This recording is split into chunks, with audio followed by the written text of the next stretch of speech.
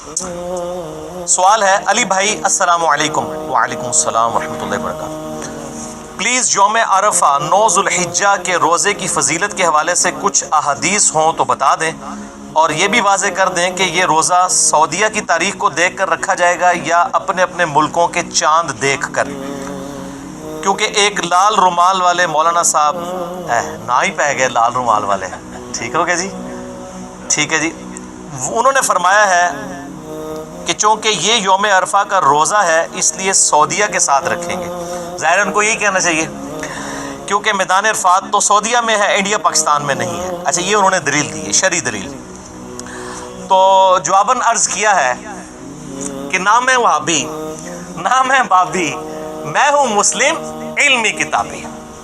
نہ ہم سو کارڈ وہابی ہیں، کوئی علمی بات کرے اسے کہتے ہیں یہ وہابی ہو گئے، اور نہ ہم بابی ہیں بابوں کے ماننے والے، بابوں کا جھوٹا دفاع کرنے والے، بلکہ ہم تو علمی کتابی مسلم ہیں. تو اس کریٹیکل ایشو کو میں نے آلریڈی ڈسکس کیا ہے. مسئلہ نمبر 52 قربانی سے متعلق 17 فقہی احکام و مسائل. اہل سنت پاک.com پہ میرا لیکچر تقریباً کوئی 4-5 سال پہلے ریکارڈ ہوا تھا. اس میں جہاں اور کریٹیکل ایشوز میں نے ڈسکس کیے تھے، اس کو بھی اس میں ڈسکس کیا ہوا ہے آلریڈی. بہرحال میں اس سوال کا ریگارڈ کرتے ہوئے اور جو نئے نئے فتنے اٹھتے ہیں ان کو ایڈریس کرنے کے لیے اس کا جواب تفصیل کے ساتھ دے دیتا ہوں. میرے بھائیو، صحیح مسلم میں اوپر تلے مسلسل کنزیکٹیو 4 احادیث ہیں، 4 طرق. انٹرنیشنل نمبر کے مطابق 2746 سے لے کر 2749 تک، اور فواد عبد الباقی کی جو ترقیم ہے اس کے مطابق 1162 ہے یہ. اور مشکات المصابیح میں بھی یہ حدیث موجود ہے جسے میں نے انسائکلوپیڈیا آف حدیث ڈکلیئر کیا ہے. اس میں انٹرنیشنل نمبرنگ ہے 2044. یہ مشکات ضرور ڈاؤن لوڈ کریں. 3 جلدیں ہیں 18 MB کی اہل سنت پاک.com سے. 6294 احادیث کا مجموعہ ہے، کوئی تکرار نہیں اس میں. بخاری، مسلم، ابو داؤد، ترمذی، نسائی، ابن ماجہ. اس کے علاوہ اہل سنت کی کئی کتابوں کے یہ نوٹس ہیں. آلموسٹ سمجھ لیں یہ آپ کے پاس انسائکلوپیڈیا ہے احادیث کا، اگر یہ آپ کے پاس آ جائے کتاب. شیخ زبیر علی زئی صاحب کی تحکیم اور تخریج کے ساتھ یہ فریلی اویلیبل ہے PDF کی فارم میں اہل سنت پاک.com پہ. اس میں بھی یہ حدیث موجود ہے صحیح مسلم کے ریفرنس سے. اس میں نمبر ہے 2044 کہ آپ صلی اللہ علیہ وآلہ وسلم نے فرمایا، مجھے یوم عرفہ کے روزے سے متعلق اللہ تعالیٰ سے امید ہے کہ وہ سابقہ اور آئندہ کے 1 سال کے گناہوں کو مٹا دے گا. یعنی 2 سال کے گناہوں کا کفارہ ہے، ایک گزرے ہوئے اور ایک آنے والے. 2 سال کے گناہوں کا کفارہ بن جائے گا یوم عرفہ کا روزہ. اور ظاہر ہے کہ نیکیاں گناہوں کا کفارہ بنتی ہیں، اس میں کوئی شک نہیں ہے. اس کو سپورٹیو قرآن حکیم کی وہ مشہور ترین آیت ہے سورہ ہود کی آیت نمبر 114. اعوذ باللہ من الشیطان الرجیم، بسم اللہ الرحمن الرحیم. وَأَقِمِ الصَّلَاةَ طَرْفَيِ النَّهَارِ وَزُلُفًا مِّنَ اللَّيْلِ، اور نماز کو قائم رکھو دن کے دونوں سروں میں اور رات کے اوقات میں بھی. ان الحسنات یذہبن السیئات، بے شک نیکیاں گناہوں کو مٹا دیتی ہیں. ذالک ذکریٰ للذاکرین، اس میں ہے نصیحت حاصل کرنے والوں کے لیے. لیکن یہ یاد رکھیے گا کہ نیکیوں سے صرف صغیرہ چھوٹے گناہ معاف ہوتے ہیں، اور ہماری بدقسمتی ہے کہ اکثر گناہ بڑے ہی ہیں. جھوٹ، چغلی، گالی، زنا، شراب نوشی، ماں باپ کی نافرمانی، قتل. آلموسٹ آپ مشکات ہی میں پہلی جلد میں آپ کو گناہ کبیرہ کے بیان میں تقریباً 20-22 کے قریب کبیرہ گناہوں کا بیان مل جائے گا. مسئلہ نمبر 18 میرا ریکارڈڈ موجود ہے، اس حوالے سے آپ دیکھ سکتے ہیں. تو یہ کبیرہ گناہ جو ہے نا جی، وہ صرف توبہ سے، اور ایسی توبہ جس کے بعد آپ اصلاح کر لیں، اس سے معاف ہوتے ہیں. زبانی کلامی آپ جتنی مرضی نیکیاں کر لیں، جتنی مرضی نمازیں پڑھ لیں، جتنے مرضی آپ تسبیحات کر لیں، کبیرہ گناہ کبھی معاف نہیں ہوں گے جب تک سچی توبہ کر کے آئندہ اپنے آپ کی اصلاح نہ کر لی جائے. اور اس کی سپورٹ میں حدیث ہے صحیح مسلم میں انٹرنیشنل نمبر کے مطابق 550 से 552 तक 3 तुरुक हैं। मिशकात में भी मौजूद है 564 नंबर कि आप सल्लल्लाहु अलैहि वालैहि वसल्लम ने फरमाया, अगर बड़े बड़े गुनाहों से बचा जाए तो एक नमाज से दूसरी नमाज दरमियान के गुनाहों का कफारा बन जाती है। एक जुमे से दूसरा जुमा दरमियान के गुनाहों का कफारा बन जाते हैं, और एक रमजान से दूसरा रमजान दरमियान के गुनाहों का कफारा बन जाते हैं, अगर बड़े बड़े गुनाहों से बचा जाए। अब ये नहीं कोई एक जुमा पढ़े फिर अगला पढ़ ले, बीच की सारी नमाजें माफ नहीं। नमाज छोड़ना खुद गुनाह कबीरा है, हत्ता के सही मुस्लिम में हदीस है इंटरनेशनल नंबर के मुताबिक 246 के बंदे के कुफ्र और इस्लाम के दरमियान फर्क की नमाज है। तो नमाज छोड़ने से बड़ा कौन सा कबीरा गुनाह हो सकता है? तो जिसने नमाज छोड़ दी उसने कबीरा गुनाह कर लिया। अब एक जुमे से दूसरा जुमा दरमियान के गुनाहों का कफारा नहीं बनेगा, ना एक रमजान से दूसरा Ramzan. Point to be noted. तो नेकियां सिर्फ छोटे गुनाहों के माफ होने का सबब बनती हैं और वो नमाजों से भी माफ हो जाते हैं।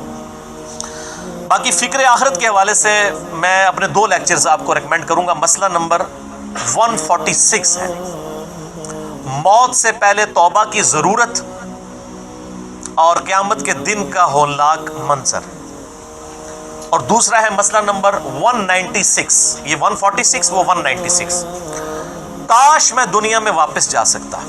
ये उस लेक्चर का उन्वान है। ये आप सुन लें इंशाअल्लाह ताला। उम्मीद है फिक्र आखिरत के हवाले से बेनिफिशरी होंगे। ये मेरे भाइयों, ये बताने का मकसद ये था कि यौम अरफा जो 2 साल के गुनाहों का कफारा बनता है उसका रोज़ा, तो इससे मुराद छोटे गुनाह है, बड़े गुनाह नहीं इससे माफ होंगे। ठीक हो गया। अब रहा मसला 9 ज़िलहिज्जा या यौम अरफा, ये सऊदीया के मुताबिक रोज़ा रखा जाएगा या दूसरे मुल्कों के मुताबिक? इसको टेक्निकली समझें आप। मैंने 3 छोटे छोटे पॉइंट्स लिखे हैं। इल बी पॉइंट नंबर 1, सही बुखारी और मुस्लिम की मुत्तफ़क़ुन अलैह हदीस है। बुखारी में 1988, मुस्लिम में 2632 और इंसाइक्लोपीडिया ऑफ हदीस में 2042। ये भी मिशकात में मौजूद है कि आप सल्लल्लाहु अलैहि वसल्लम जब हज के लिए तशरीफ़ ले गए तो यौम अरफा के रोज़े में सहाबा इकराम में इख्तलाफ हुआ। तो कि भाई आप सल्लल्लाहु अलैहि वसल्लम ने यौम अरफा का रोज़ा खुद रखा हुआ है कि नहीं, क्योंकि आप तो हज कर रहे थे।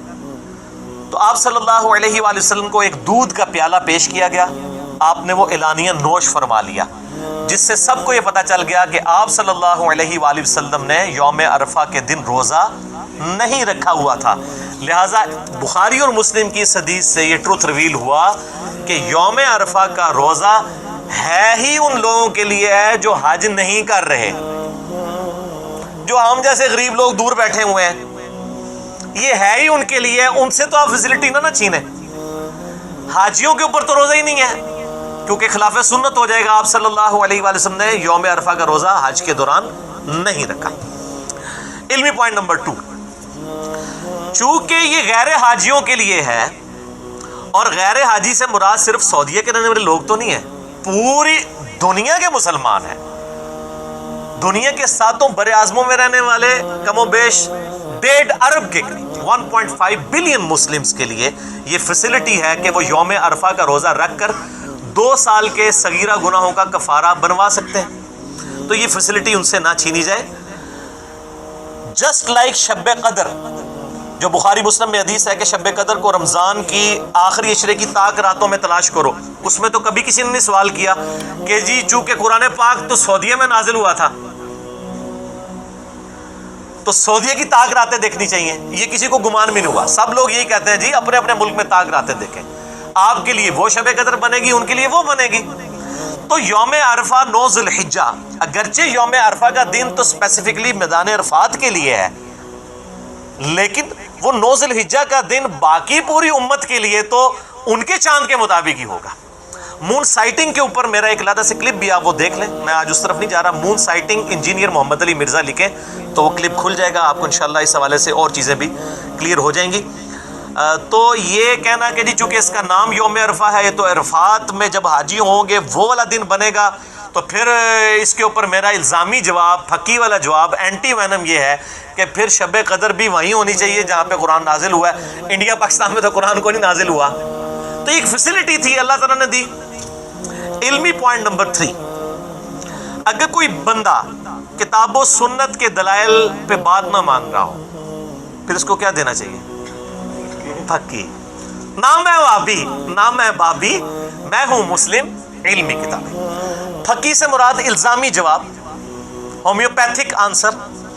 ٹھیک ہے جی، یعنی اسی ہومیوپیتھک علاج یہی ہے نا کہ آپ نے اسی اصول اور مبادی کے اوپر علاج کرنا ہے. تو وہ ہمارے ڈاکٹر عمر صاحب گلا کرتے ہیں آپ اس کو اینٹی وینم کے ساتھ ایک دفعہ ہومیوپیتھک بھی کہہ دیا کریں. تو ہومیوپیتھک ویسے یہ میٹھا نہیں ہوتا، آنسر ہوتا بڑا کڑوا ہے، تو میں نے اسے پنجابی میں رکھا ہوا ہے پھکی، اور سائنٹیفک لینگویج میں اینٹی وینم، یعنی کوبرا سانپ کے وینم کا علاج اسی کے زہر سے اینٹی وینم سے ہوتا ہے. الزامی جواب، فلسفیکل آنسر، کہ میرے بھائیو آج سے 50-60 سال پہلے تک، آج کیا ہے 19 اگست 2018، آج سے 50-60 سال پہلے تک کیا ہمیں یہ بات معلوم ہوتی تھی کہ یوم عرفہ کس دن اور کس تاریخ کو آئے گا سعودیہ میں؟ کیونکہ نہ کیبل نیٹ ورک تھا، نہ سیٹلائٹ کوئی ذریعہ تھا، نہ کوئی انٹرنیٹ تھا. تو ان 60 سالوں سے پہلے جو 1300 سال تک مسلمان ہیں، 1350 سال، کیا وہ اس فضیلت سے پھر محروم رہے نا؟ اور یہ 50-60 سال کی نئی جنریشن، نئی پود، یہ اس کے لیے حدیث تھی. تو نبی صلی اللہ علیہ وآلہ وسلم ارشاد فرما کے جاتے کہ جو یوم عرفہ کی میں فضیلت بتا رہا ہوں نا، صرف یہ مکے کے لوگوں کے لیے ہے، یا پھر 1400 سال کے بعد جب سیٹلائٹ کا معاملہ ہوگا اس وقت جو مسلمان آئیں گے ان کے لیے، وچ 1400 سال سے جتنے مسلمان ہیں انہوں نے روزہ رکھنے کی ضرورت ہی کوئی نہیں. پکی کوئی پتہ نہیں تھا نا. آج یہ جو بیٹھ کے کہہ رہے ہیں وہ تو سعودیہ کی تنخواہیں حلال کر رہے ہیں نا، چونکہ سعودیہ میں بیٹھے ہوئے اس لیے بات کر رہے ہیں. ان سے پوچھیں کہ آپ 50 سال پہلے سعودیہ میں بیٹھے ہوتے، یہاں تو ہمیں پتہ ہی نہیں چلتا. ایون سعودیہ کے پورے سعودیہ کے اندر نہ پتہ چلتا کہ جی مکے مدینے میں کس وقت چاند نظر آ رہا ہے. تو ہر لوگ اپنی رویت کو دیکھتے ہیں نا. تو یہ رویت ہلال کا جو مسئلہ ہے، مون سائٹنگ کا، یہ الگ سے میں نے ایڈریس کیا ہوا ہے. آپ یوٹیوب پہ جا کے لکھیں، وہاں پہ میں نے اس کے دلائل بھی دیے ہیں. میں آج اس ڈیٹیل میں نہیں جا رہا. تو 1400 سال سے امت محروم نہیں ہے، اصل میں آپ عقل سے محروم ہیں، کامن سینس سے محروم ہیں. Common sense is not so common. Common sense اس کا نام ہے لیکن یہ اتنی کامن نہیں ہوتی، ہر بندے میں نہیں ہوتی. تو یہ چیز سوچیں کہ آپ امت کو محروم نہ کریں. اور یہ لال رومال والے جو بھائی صاحب ہیں، ان کے جو یہاں پہ بڑے بزرگ ہیں نا، وہ تو مانتے تھے. شیخ زبیر لزئی رحمہ اللہ تعالی المتوفا 1435 ہجری بمطابق 9 نومبر 2013، مجھے خود انہوں نے ایک دفعہ فون کیا. مجھے کہتے ہیں علی بھائی یہ جو عاشورہ کا روزہ ہے پاکستان کے مطابق رکھنا چاہیے یا سعودیہ کے مطابق، اور یوم عرفہ کا؟ تو میں نے کہا شیخ صاحب یہ تو مطلب جینون بات ہے. یہ میں نے دلائل ان کے سامنے رکھے کہ یہ ان کے تحت تو مطلب پاکستان کے مطابق ہی رکھنا چاہیے. تو مجھے کہنے لگے یار یہ اہل حدیث بیوقوف ہیں، پتہ نہیں یہ کیوں اس طرح کی باتیں کرتے ہیں. پھر دیوبندی ان کو کہتے ہیں ان میں فقہ کی کمی ہے، تو واقعی صحیح کہتے ہیں، پھر ان کے اندر سمجھ بوجھ کی کمی ہے. تو میرا بھی خیال یہی ہے کہ پاکستان کے مطابق رکھنا چاہیے. اور یوم عرفہ پہ تو انہوں نے مقالات میں یا جو فتاوی علمیہ اس کے اندر فتویٰ بھی لکھ دیا ہوا ہے کہ آپ پاکستان کے مطابق جو ہے وہ عاشورہ کا 10 محرم کا روزہ رکھیں گے.